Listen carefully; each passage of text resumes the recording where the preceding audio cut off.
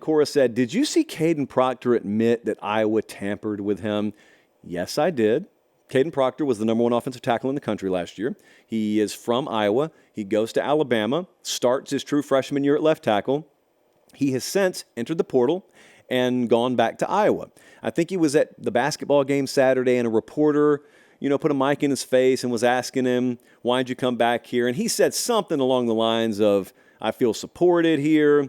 They kept reaching out to me this year, and then a lot of people took that to mean, Iowa tampered. I don't know if they did or not. If they did, what I would like to suggest to you is they weren't alone. So, do I like tampering? No. If I could rid the world of tampering with the push of a button, would I? But that's not the button that is realistic to press. Jesse, do we have the button? Yes. As you know, we are entering an election year. And we will spend approximately 0 seconds covering that election on this show because it's not what you watch our show for. However, when I am elected college football commissioner, I plan to have this button on my desk. And if you're listening on podcast, the button says 3-year bowl ban.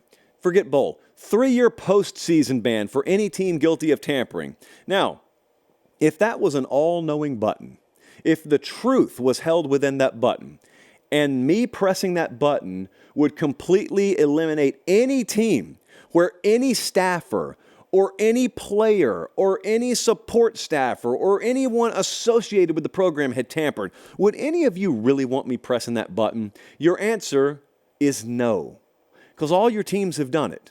And if your head coach and offensive coordinator and defense coordinator hadn't done it, someone down the line has done it. If they haven't, you have an athletic department full of living, breathing angels, and they're probably going about 6-6 this year, but God bless them anyway. So pretty much everyone's doing it. I am going home later tonight. I will drive through Atlanta. I will look at speed limit signs that say 55 miles per hour. I won't be doing 55, nor will anyone else around me. Is it right? Is it justified just because I say everyone's doing it? No. But in order to make sure I'm safe, I actually have to go above the speed limit. It's actually safer flowing with traffic than it is going the speed limit. So in college football, let's say everyone else around you is tampering and you don't like it. And they don't necessarily like it. Everyone's just doing it because everyone else is. And you had 2 choices. Let's just say I gave you an A-B scenario.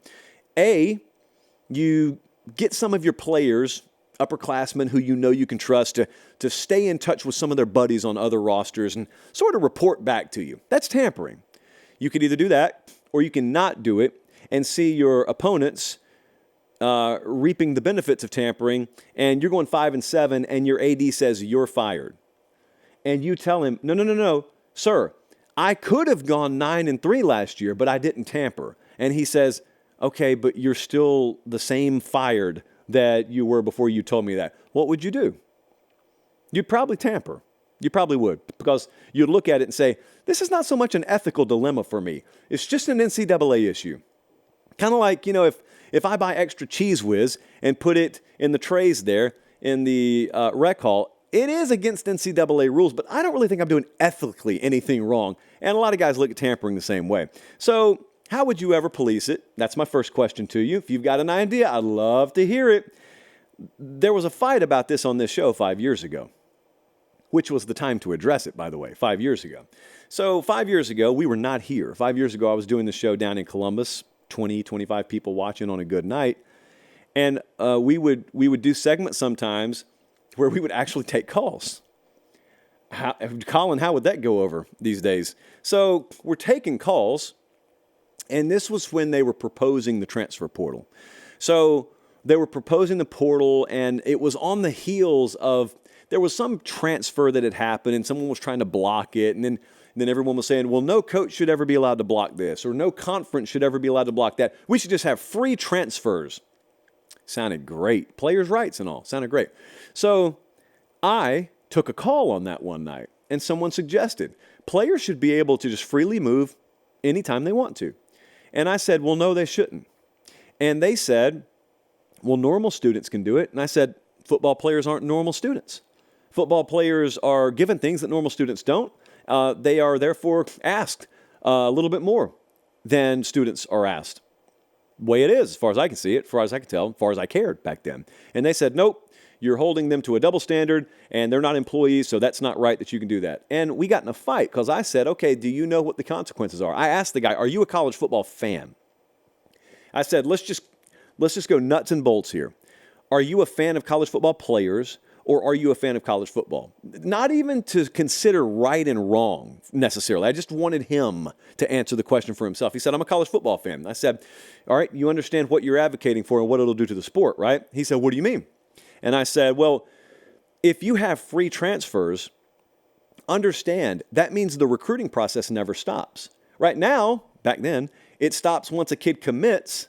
And if I finish second for him, Pate State finishes second, runner-up for a wide receiver. He takes the Pate State hat off on signing day, puts the Georgia hat on. That's it. But now, I could just tamper with him behind the scenes his true freshman year, and if he doesn't start immediately for Georgia, I could be in his ear or his aunt's ear or his sister's ear, and I could keep trying to recruit him, which means Georgia has to continue to recruit their entire roster. And you know what that guy said? That'd never happen. His thinking was, staffs are too busy recruiting as it is. They'll never have time to, in an organized, effective manner, also recruit other rosters. And I said, sir, if you're proposing a world where you're allowed to acquire talent from other college football rosters anytime you want, as long as they're willing to come along, might I suggest to you that a lot of the tension from some of these staffs would be redirected from high school recruiting to college recruiting? He said that'd never happen. You're just fear-mongering. That'd never happen. Well, it happened. Now you can't go back. That's the thing about slippery slopes, Meemaw used to tell me. They call them slippery for a reason. Now you can't go back. I haven't gotten a call from him lately, and I know him, by the way. I know him. Our show was so dead back then we had to plant phone calls. So I knew and know him. Haven't heard much from him on that front. But hey, if you're really that upset with tampering, call it out. That's my advice. If you're really that upset, take a page out of Pate Narduzzi's book at Pitt. He had Jordan Addison. He thought Lincoln Riley and USC staff tampered with him. And so he called him out. And he said, USC tampered with this kid. And then Pate Narduzzi was on record the next cycle as saying, no one tampered with our roster. We didn't have any problem with tampering this cycle. Why?